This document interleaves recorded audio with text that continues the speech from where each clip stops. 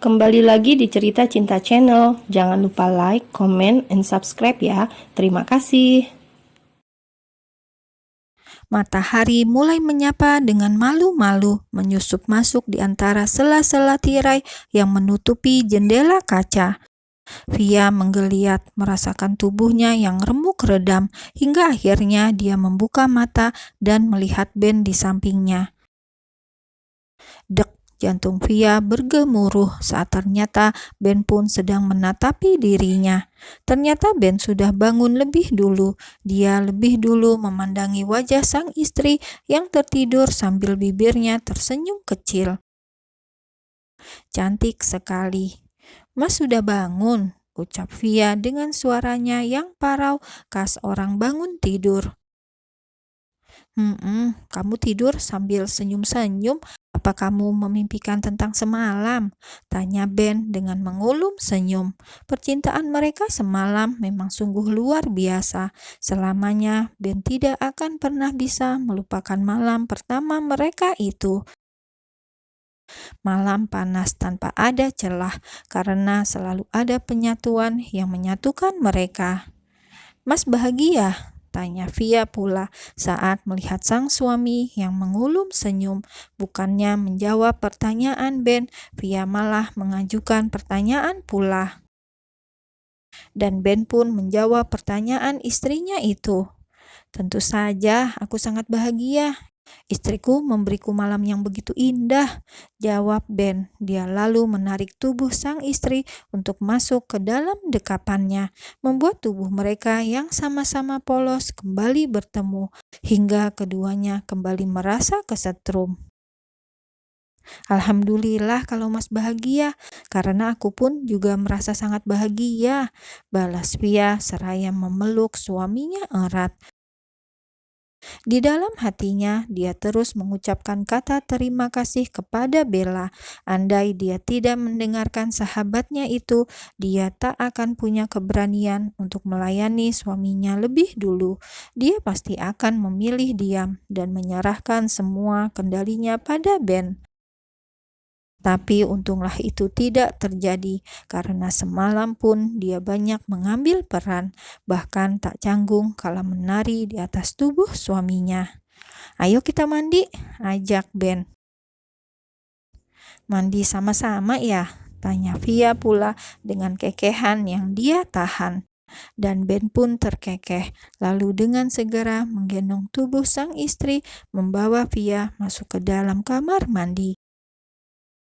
Dan penyatuan itu terjadi lagi, desahan di antara gemericik air. Di hotel, Azam dan Bella hari ini akan kembali ke Jakarta. Sebelumnya mereka lebih dulu sarapan bersama dengan para orang tua. Tidak usah terburu-buru, kalau lelah istirahat saja. Kalian bisa mengistirahatkan tubuh sebentar di hotel saat perjalanan pulang nanti, ucap Mama Sarah. Mereka semua sudah selesai sarapan, namun masih sama-sama duduk di meja makan. Iya, Mah, Azam yang menjawab. Dret, dret, dret. Ponsel Bella di atas meja bergetar. Sang pemilik pun langsung mengambil dan melihat ada panggilan dari siapa. Ternyata Via. Via sayang, ucap Bella memberitahu sang suami yang menatapnya penuh tanda tanya. Bella pun lantas langsung menjawab panggilan itu. Via bertanya apakah Bella dan Azam sudah pergi dari hotel. Belum, tidak usah datang ke sini. Aku tahu kamu pasti lelah, jawab Bella. Dia tahu pasti Via dan Ben berniat datang ke sini dan melihat kepulangan mereka ke Jakarta. Aku tidak lelah, aku akan tetap pergi ke sana. Aku ingin memelukmu, jadi jangan pergi dulu, balas Via. Lalu dengan sebelah pihak, Via langsung memutuskan sambungan telepon itu. Bella mendengus kesal, namun setelahnya dia tersenyum kecil. Via dan Ben akan datang ke sini, tanya ayah Adam, dan Bella menganggukkan kepalanya. Selesai sarapan dan berbincang sejenak, akhirnya mereka semua kembali ke kamar. Mereka semua tidak langsung kembali ke kamarnya masing-masing, tapi semuanya menuju kamar Bella dan Azam, membantu anak dan menantunya ini untuk bersiap pulang. Dirasa sudah siap, mereka semua pun turun menuju basement hotel. Di sana mereka bertemu dengan Ben dan Via yang baru saja tiba. Bella dan Via saling memeluk erat sebelum perpisahan itu terjadi, sebuah pemandangan yang terlihat begitu indah di mata semua orang. "Seminggu lagi kamu baru ke Jakarta?" "Iya, aku akan menunggumu," balas Bella. Setelahnya mereka benar-benar berpisah. Semua orang melambai melihat kepergian Azam dan Bella yang mulai keluar dari hotel. Jam 7.30 pagi, mobil Edward sudah terparkir sempurna di halaman mansion ayah Adam. Pagi ini dia yang akan mengantar Agatha dan Alessa pergi ke kampus. Jam 2 nanti, saat kedua gadis ini pulang, Edward pun berjanji akan kembali menjemput mereka. "Ali mana? Tidak kuliah?" tanya Edward yang tidak melihat Ali ikut keluar dari dalam mansion bersama mereka berdua, di mana Ali, Agatha, dan Alessa sudah seperti saudara kembar tiga. Wajah mereka mirip-mirip khas keluarga Malik, juga usia mereka yang sama. "Beda fakultas, dia nanti kuliahnya jam 10, Agatha yang menjawab dan Alessa mengangguk membenarkan. Setelahnya, mereka semua segera masuk ke dalam mobil, lalu melaju menuju kampus. Sepanjang perjalanan itu, dengan setia Edward mendengarkan pembicaraan antara Agatha dan Alessa yang duduk di kursi belakang. Sementara dia sendirian duduk di depan, benar-benar seperti supir. Setelah membicarakan mata kuliah mereka, kini Agatha bertanya tentang persiapan acara lamaran Alessa dan Abang Arnold 1 minggu lagi. Tapi yang terkejut malah Edward yang sedang menyetir. "Hah? 1 minggu lagi kamu dan Arnold akan bertunangan?" tanya Edward pada Alessa dengan suaranya yang cukup tinggi. Rasanya dia tidak terima jika Arnold dan Alessa bertunangan, sementara dia kemarin ditolak oleh ayah Adam untuk melamar Agatha. Merasa tidak ada keadilan untuk dia di sini. Iya bang," jawab Alessa dengan suaranya yang gagap.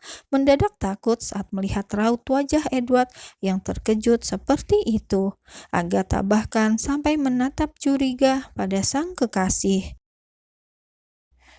"Kenapa abang sepertinya tidak suka? Apa abang cemburu? Apa sebenarnya abang menyukai Alessa?" tanya Agatha bertubi, menelisik dengan suaranya yang terdengar tak suka, cemburu. "Astagfirullahalazim, bicara apa kamu ini?